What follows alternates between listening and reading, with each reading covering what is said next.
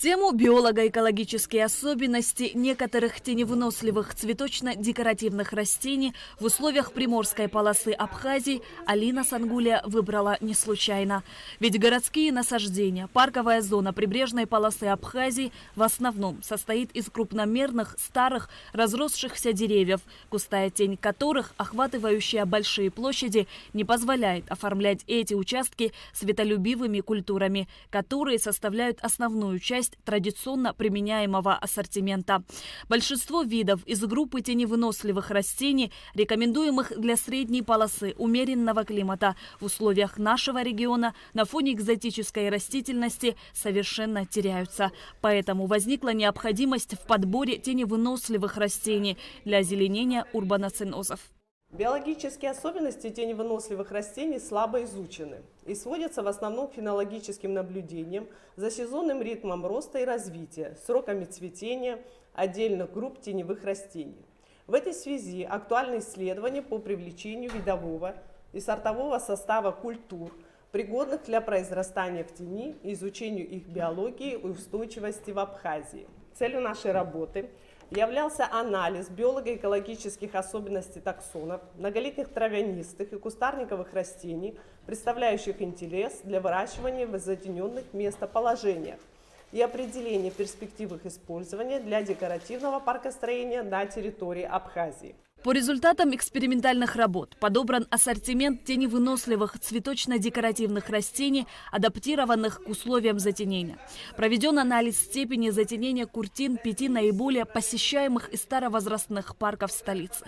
Установлены минимальные уровни освещения для нормального развития и сохранения декоративных качеств растений 45 отобранных таксонов, из которых 10 ранее в Абхазии не культивировались. Впервые для условий Абхазии были применены модифицированные методики декоративной оценки и степени затененности. Разработан ассортимент теневыносливых цветочно-декоративных растений для использования в ландшафтном дизайне, создающий эффект круглогодичного цветения. Из существующего перечня теневыносливых видов и сортов, традиционно используемых в декоративном паркостроении, нами выделено 23 таксона.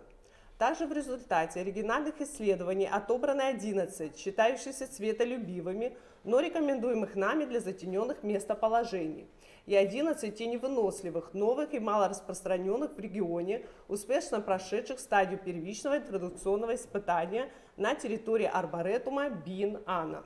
Научным руководителем диссертационной работы на соискание ученой степени кандидата биологических наук выступила заведующая отделом цветоводства Государственного научного учреждения «Ботанический институт» Анна Ирина Папазян. Она очень ответственный человек, очень заинтересованный человек. Она очень много и действительно привнесла своего, спорила со мной очень много, доказывала где-то, что она права. Она полностью готова, по моим понятиям, к самостоятельной работе. Она способна к самостоятельному анализу. Она не просто может собрать материал, она его может проанализировать и сделать выводы. В рамках защиты было представлено немало отзывов, в которых отмечалась важность исследуемой работы. Официальным оппонентом выступила заведующая отделом цветоводства Национального научного центра РАН Вера Зыкова, которая в своей речи акцентировала внимание на замечаниях. В 4 главе описаны морфологические и биоэкологические особенности растений, изученных таксонов. В начале главы некоторую путаницу создают разные термины, использованные для характеристики затененного участка. Низкая освещенность, постоянное затенение, сильное затенение. Унификация терминологии улучшила бы восприятие работы. Алина Сангуля ответила на вопросы членов диссертационного совета и ученых.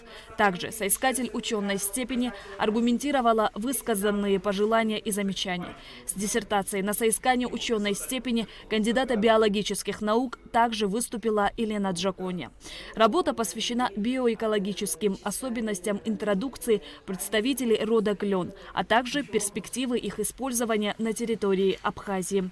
Над диссертацией Елена Джакони работала 17 лет. Нами были исследованы из рода клен 35 видов. Мы провели фенологические исследования и получили очень интересные результаты, которые характеризуют большинство видов как наиболее перспективные в условиях Абхазии. Данная исследовательская работа отличается комплексным подходом к изучению представителей рода клен. Большое наше достижение, как я считаю, это то, что мы впервые описали соцветия нашего реликтового эндемичного вида клена сосновского. До нас при исследовании мы это выяснили, не было описано подробно это соцветие. Это, вот, можно сказать, наше нововведение. Алина Сангуля и Елена Джакония успешно защитили работы на соискание ученой степени.